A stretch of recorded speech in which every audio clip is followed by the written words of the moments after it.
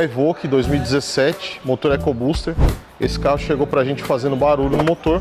Na verificação aqui identificamos que existia um barulho na corrente de comando. Na desmontagem, esse barulho era proveniente à quebra, tá, dos guias de corrente de comando. Ó. O que acontece? Existia um defeito aqui na polia. Essa folga excessiva fez com que quebrasse os guias, tá? E houve até um desgaste aqui, esse aqui. Esse aqui é o responsável por tensionar.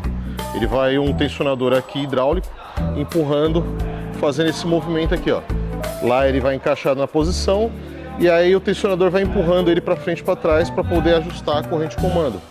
Só que não adianta nada, se esse cara aqui tiver folga, ele vai quebrar também. Às vezes pode ser por falta de troca de óleo, não trocar o óleo corretamente, ou um mau funcionamento de repente na válvula ali, que tem uma válvula também que alimenta as polias, ou também até mesmo um desgaste da própria polia.